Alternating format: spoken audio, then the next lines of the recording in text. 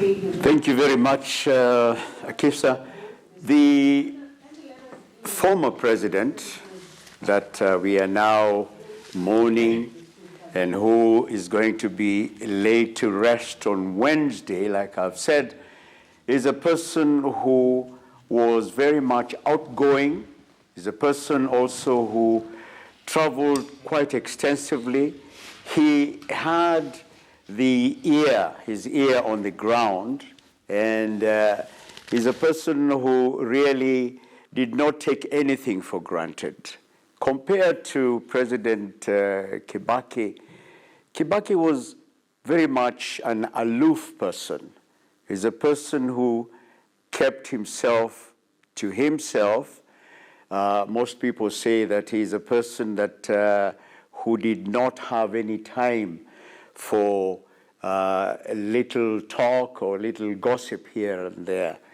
And he was very much an academic kind of a person. But one thing that I noticed when working for him is that he's a person who was very conscious about protocol.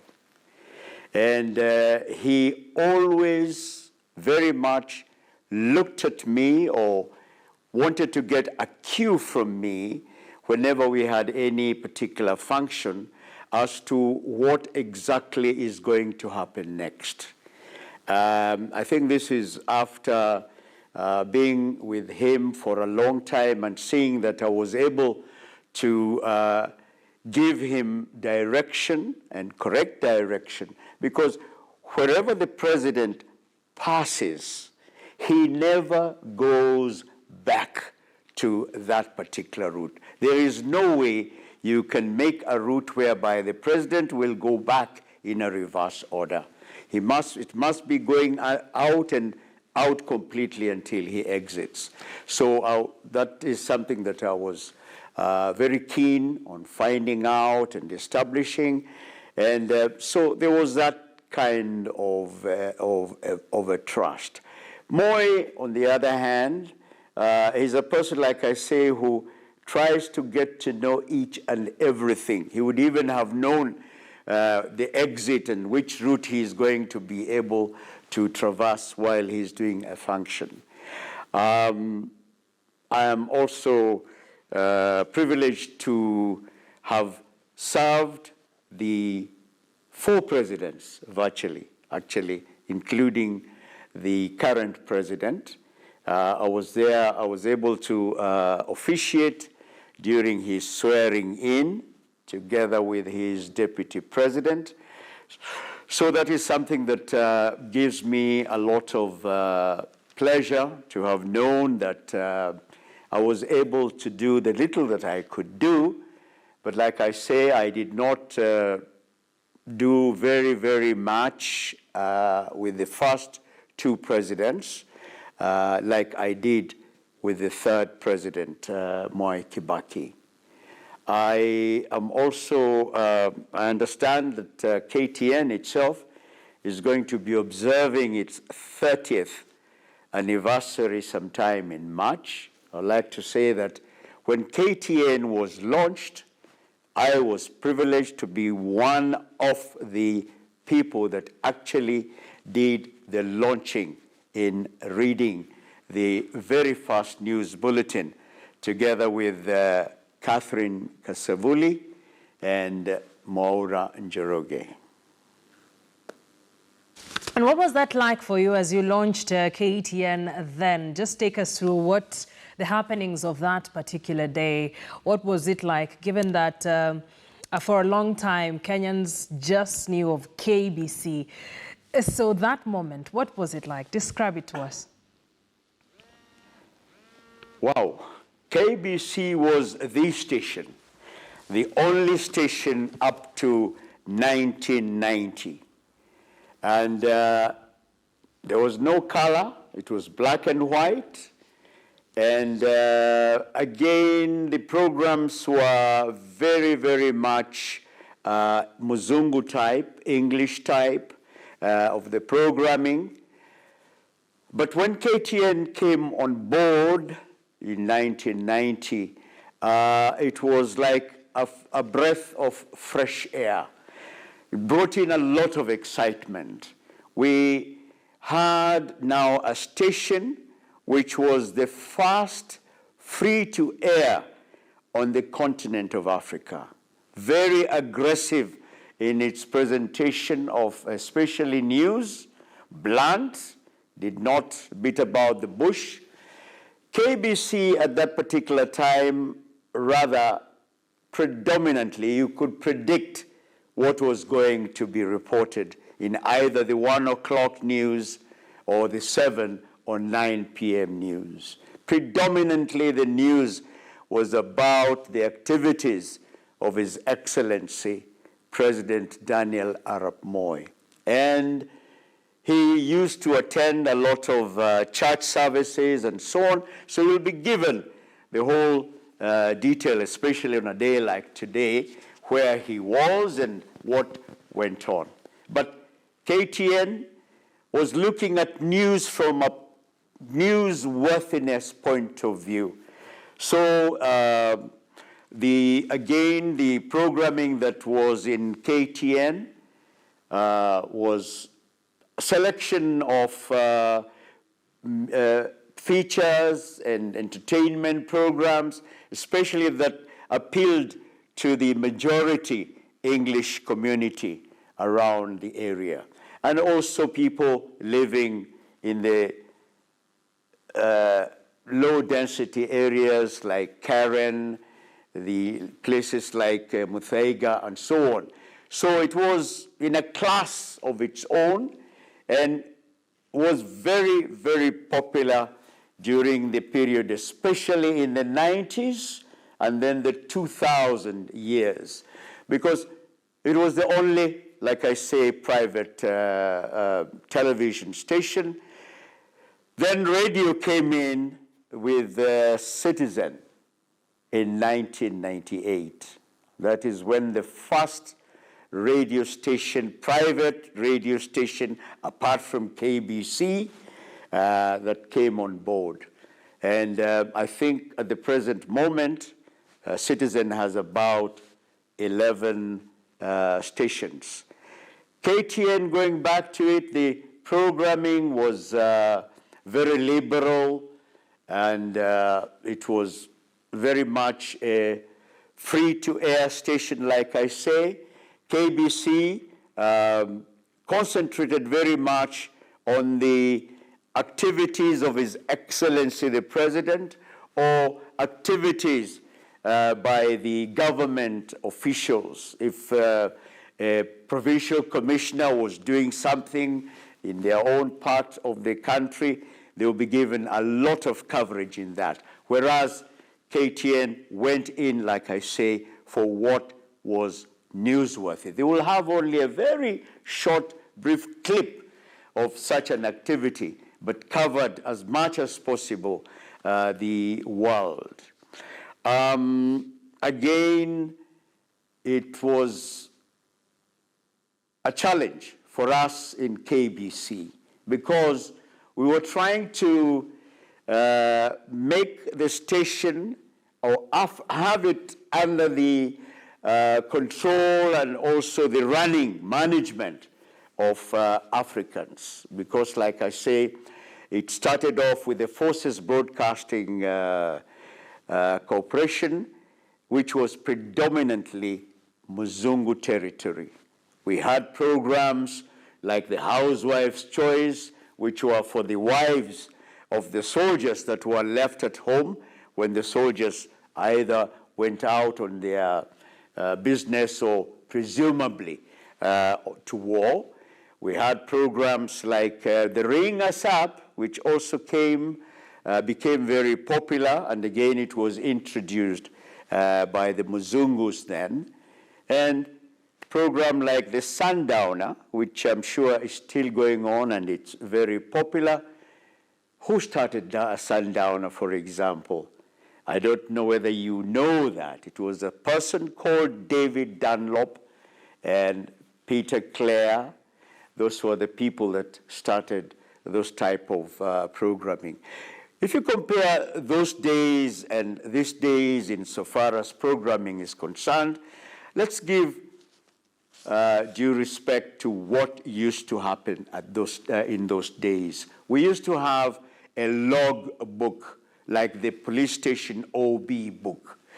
And you had to record each and everything that you are broadcasting. If it's a commercial, you have to enter it. If there is a technical problem, you had to enter it. And within minutes, that will be attended to.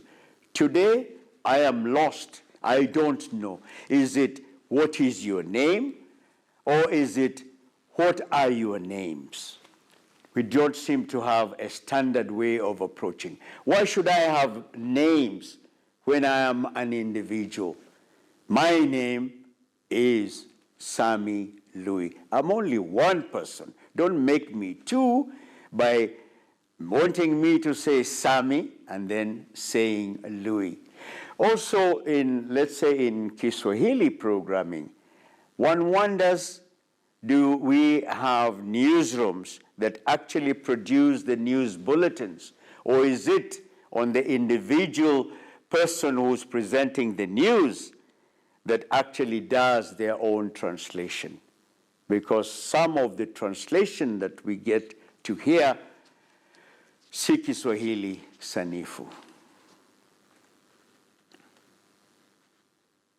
Thank you for that. And still want to stick on, you know, the launch of KTN in 1990, coming at a time when KBC was the station, as you put it. What did that mean for the media space in the 90s at that particular point? And as you answer that, how interested was President Moi on what was being broadcasted on whatever stations? Was he a micromanager? Was he very interested in how he came out as a president on the TVs? What was that like? President Moi was very particular about what went on the air. And he was greatly assisted in this by the press secretary, Lee Njiru, especially with KBC, to the extent that there was a special unit at Broadcasting House that was responsible for editing the president's functions. This was not left to the film section of KBC. No, it was done now. Okay, KBC would do the filming, but the editing of the content will be by a special unit of the presidential press unit based at Broadcasting House. Also, insofar as the editing, translations, and so on, these were done by the unit of the president, presidential press unit. So you could say to a very large extent, he would even direct the content of what is going to happen in the newspapers tomorrow. He would get in touch with the newspapers, for example, the Daily Nation and the Standard, and find out, especially when he knows that there's something sensitive that has happened, maybe in a certain province, he would like to know what kind of headline are we running. And that was the main duty, I would say, of Mr. Lee Njiru as the press secretary, to make sure that the coverage of His Excellency President Moi is given prominence.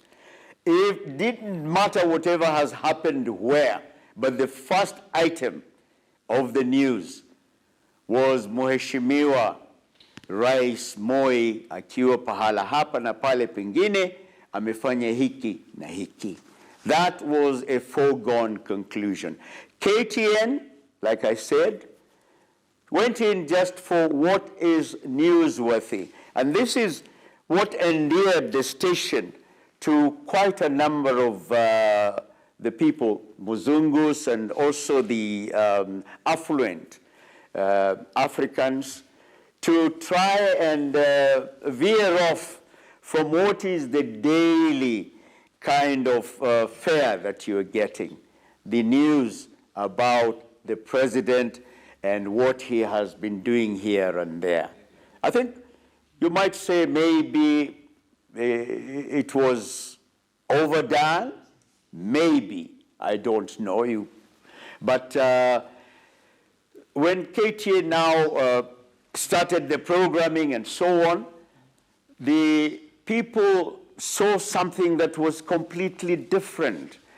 We were not conditioned to the bulletin always starting with the presidential functions or what the government is doing. We were able now to see the other aspect of the world and also the country. The programs also were very closely monitored, and especially if there was a report that did not reflect the government's doings or the carry-outs of the government officials. Like if you reported about a PC in Western Kenya having done this and that which was critical, then the editor-in-chief would have an invitation to State House to have some breakfast with His Excellency the President. And once that invitation has been extended, there is no way you can say that due to prior commitments, you cannot be available for that. When you go for the breakfast, you will definitely have some dressing down. So then how careful were you as broadcasters then, especially when you were handling stories revolving around the president? When handling stories around, that were around the president, it was a given. You have to be extra careful and as much as possible not to bring in anything that can reflect the government or the doings of the government officials in any negative way. But given that as it is, the president was very hands-on, and he used the media, especially the Kenya Broadcasting Corporation, to convey his own thinking, his own wishes. Unfortunately for some of the officials, it was also the tool that was used to send them home.